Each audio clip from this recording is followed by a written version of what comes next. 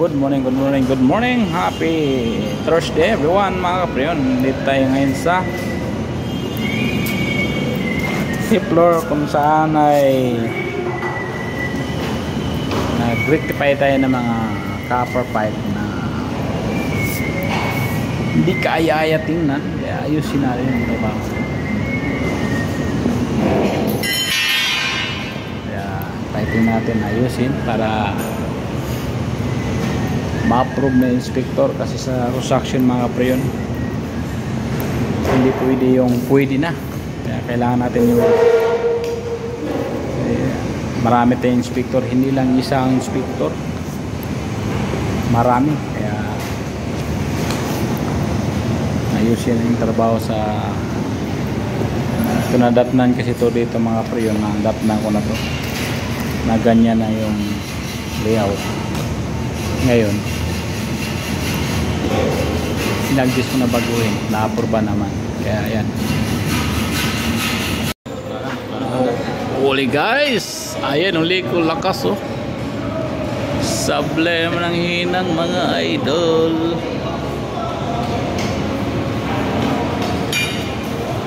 Ayan, ganun lang maghanap ng leak mga kapriyon ha.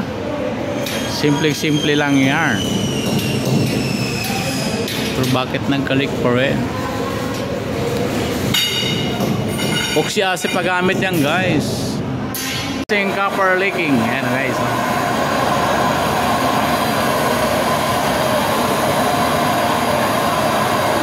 Ayan ha. Yun lang kasimple guys. Mga kapriyon. Baga may mga leak, hinangin yan para mawala na yung leak.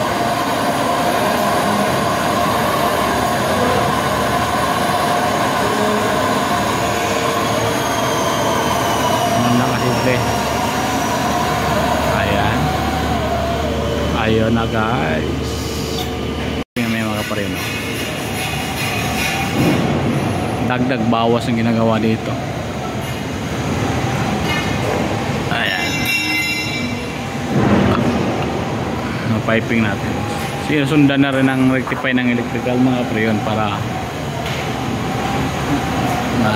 tapos na yung electrical, tapos yung piping na yung isang grupo nag-electric. Ayan.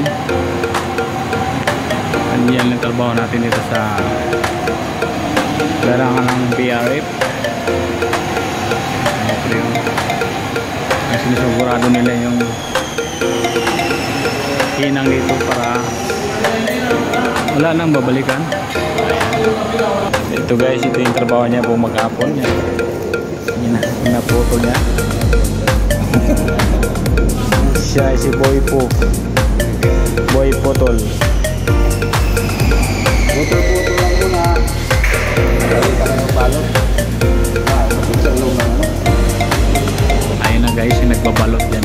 Nag-rectify din yung nagbabalot na kapriyon. Kahit ka muna sa vlog ko. Ayan o.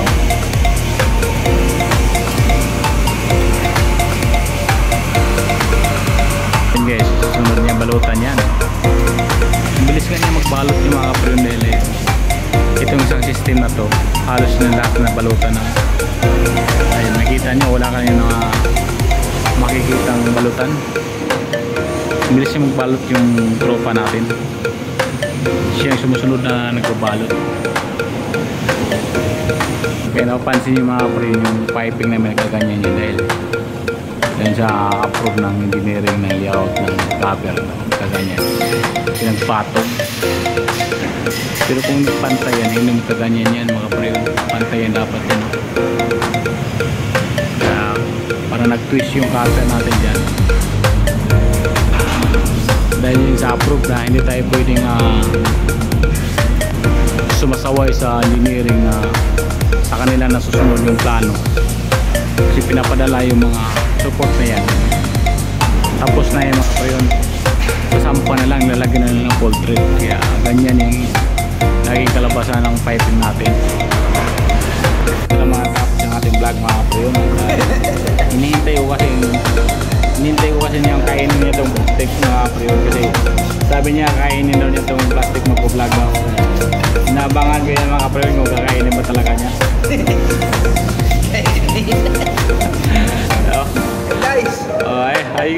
ka muna. Shout out ka muna. Shout out guys. Mga amasi dyan guys. Koy koy.